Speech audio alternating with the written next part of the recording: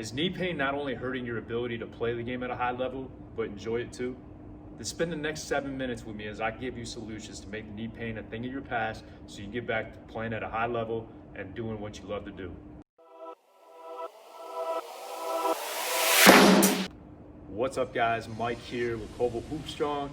As I mentioned in the intro, we're going to cover solutions for your knee pain. However, as always, it's important that we cover the whys. It's really important that you guys understand that there's a lot of things that go into pain. And we're talking about knee pain today, but this is just pain in general. There's not going to be one specific reason most times as to why you're experiencing pain, and in this case, knee pain. There's a lot of variables that go into play here. However, we're going to focus on two major players today. One, repetitive stress. Two, you're not doing the proper strength training exercises, movements, or prehab exercises that are going to help reprogram your body, how it moves, and which muscles are stressed and activated. The first thing we're going to cover is repetitive stress. Now, repetitive stress is just the same movements over and over again. And you think about the context of the game of basketball, you're running up and down a court continuously, you're jumping, you're running, you're cutting. All these high impact movements happening at fast speeds, high speeds, they can take their toll on your body and on your joints, especially as you're developing. Many of you watching this are probably in your teenage years.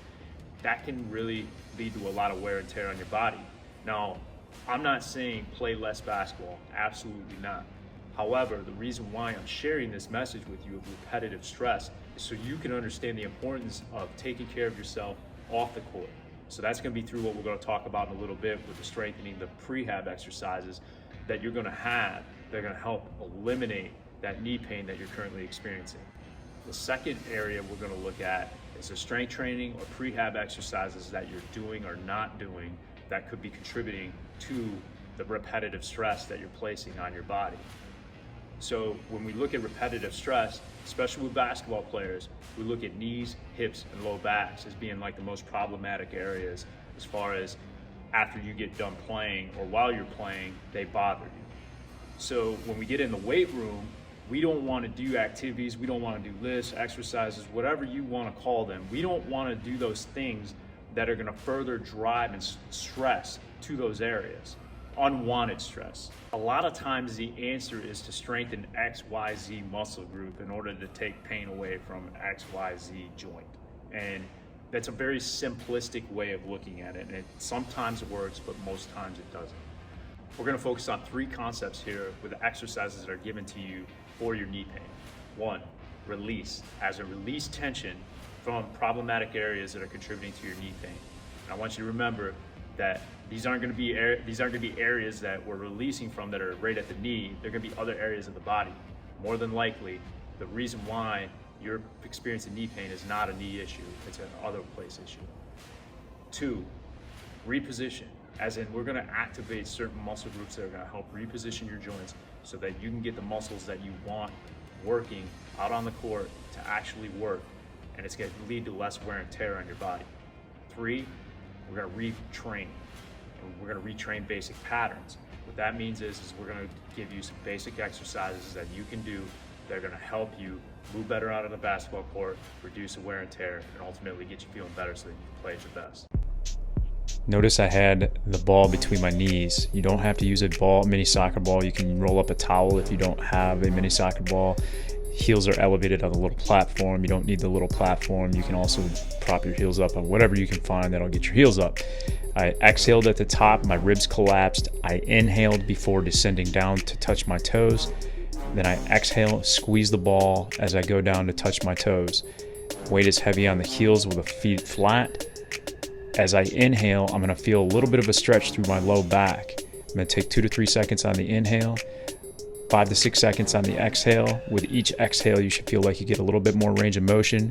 We can progress that to a more dynamic version where you're going down, touching your toes, pause at the bottom, inhale, exhale, and stand up as you squeeze the ball and load your heels.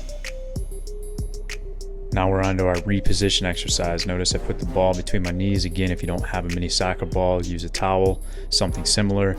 Low back's crushing the floor like you got a bunch of ants underneath your low back that you're trying to smash. Heels are digging into the ground and you're thinking about pulling them towards your back pocket. You should feel hamstrings as you do so. You're going to squeeze the ball with the inside of your knees as you exhale through your mouth and go bridge up to the ceiling. You should feel a lot of hamstrings to the back of your legs and glutes as you do this exercise. The breathing is crucial. Make sure you do full exhalations on each rep.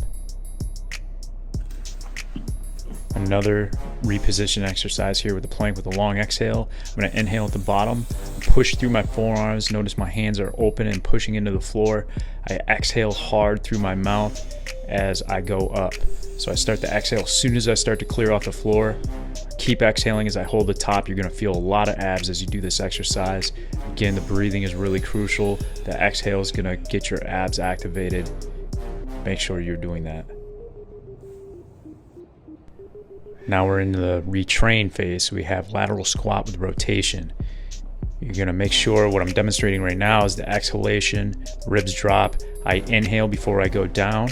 Notice that my chest is rotating so that it's sitting over my knee. My knee's not really moving, it's staying over my foot. You're gonna feel a lot of glute on whatever side you're sitting into, and inside of your thigh, whatever side you're sitting into, and your hamstrings. On the opposite leg, you're going to feel a stretch to the inside of your thigh. Make sure the foot stays flat, especially the side that you're sitting into. The final exercise of the retrain phase is the stance iso with leg swing. So again, same setup. I'm exhaling, I'm rotating my opposite pocket towards 12 o'clock. And by opposite, I mean of the leg that's going to be the swing leg. Notice knee stays over the foot is flat. Got weight on the inside of my foot, my big toe. And then I don't change levels. I do like a mini squat, and I'm holding that position. I'm feeling all the muscles in the front of my thigh, my glute, the inside of my thigh, and the back of my thighs, my hamstrings on the left side as I do this exercise.